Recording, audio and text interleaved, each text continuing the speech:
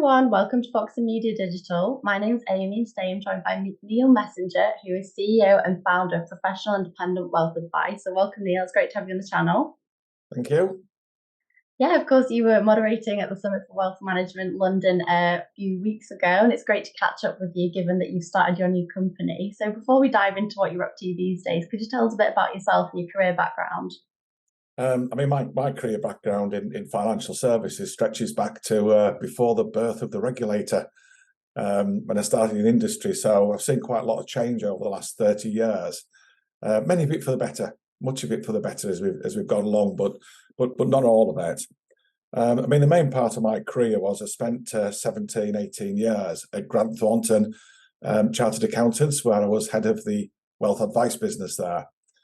Which was a great business in what I consider to be a great company that really empowered people to take ownership and make a difference, and drive things forward. And I think when you work in an environment, a professional environment like that, you do really start to see how business can operate and how things can be great. And that's where I probably honed a lot of my skills from, and brings a lot of the things that I value highest and believe in the most. Following there was a transaction and we became part of Aberdeen.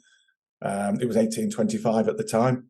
I was there for a short period before joining the board, and then I left, and after a while I set up my own company, which we'll talk a little bit about today. Yeah, it's really exciting. Like you say, you've gone through that whole transformation. Now you've set up PIWA. So can you tell us a bit about your new business and what your whole proposition is? Yeah, the new business, I think, is it's clearly a startup. We've got the company in place and the structure in place to operate.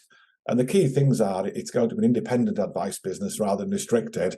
I think there's less and less independent offerings out there in the marketplace now. I think that's often quite important to some people. So being independent, I thought, was a good start. But the difference here is about setting the business up where all the advisors will be stakeholders in the business.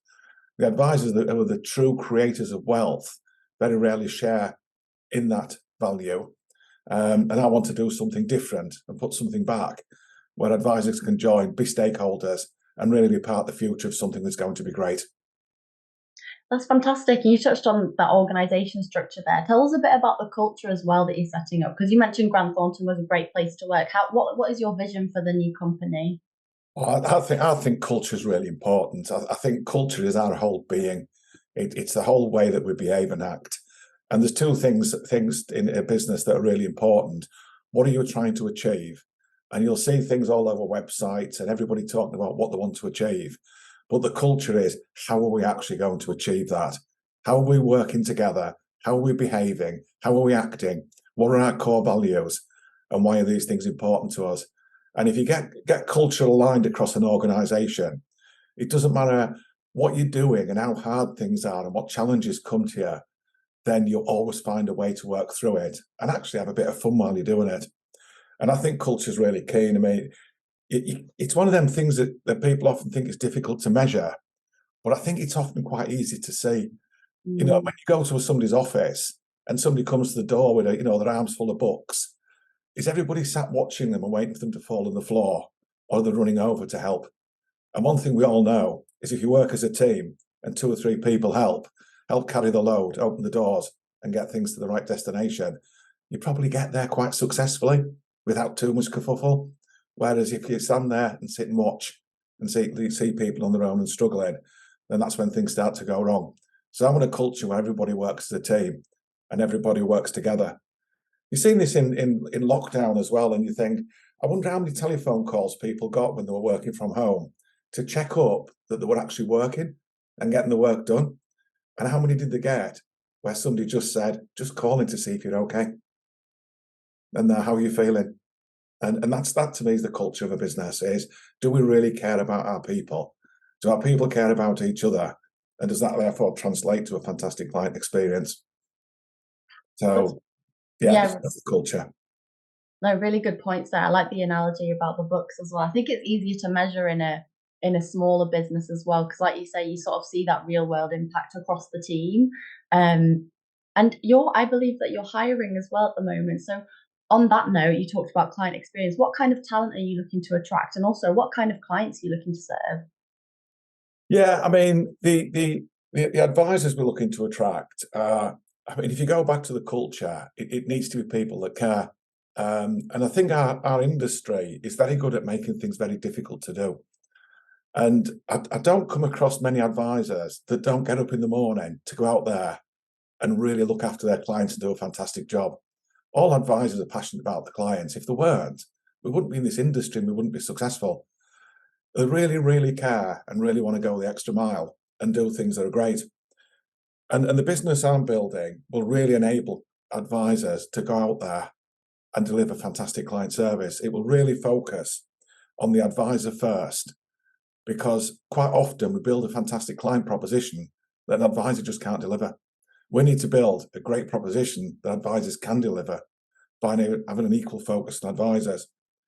The sort of advisors I think will be attractive to PIWA will come from a range of different places. I mean, some may be self-employed and they may have a client base that they've built over years. And there was a great article in Money Marketing talking about the percentage of advisors that want to retire in the next 10 years. And it was saying that something like 80% or so have not actually spoken to their clients about that. And given we're doing long-term planning, you think, well, how do we reconcile that and pull that together? And I think what we can offer is a home for those clients, so the advisor can join. They can get an equity stake, so they've now got some real value for the clients they bring in. And they've now got succession planning, where they can start to think, how do those clients get looked after a long time after I've decided to step back from the industry? And those clients have a value, and the advisors will get to share in that value.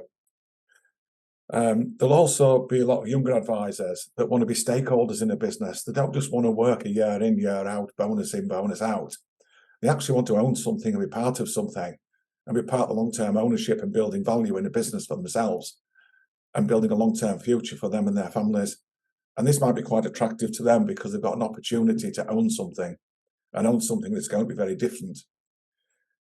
So I think there'll be people there with client banks that just want some value from those client banks, or even people that have been hoovered up through this mass consolidation, and are now working for firms they never chose to be with a proposition that they maybe never even bought into.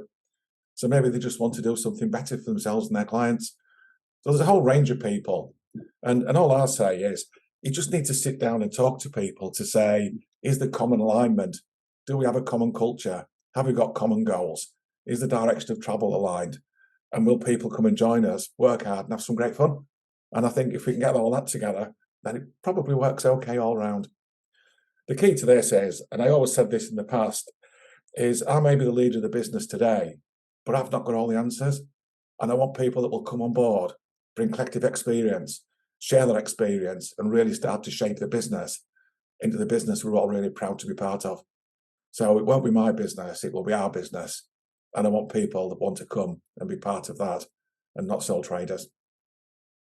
Some great points there. And I know what you mean about the whole consolidation in the industry. We've seen a lot of general activity and movement, people shifting their priorities and things. And I think it feeds in well. Like, we often talk about succession planning and what happens when a patriarch steps down, or, when you think about inheritance within a family, but actually, how does the advisor impact that? When you link it to the retention issue, there's so many points that can be addressed there just by creating a good culture and filling that gap in the market. So I think what you're doing is really great, and excited to see how the business grows. So I suppose we'll catch up with you again on the channel at our events to see where you are and what you're up to. But thank you so much, Neil, for joining and showing what you're doing with PIWA.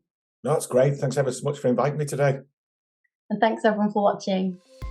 Don't forget to follow our YouTube channel for more content on challenges and opportunities in asset management, wealth management, and ESG.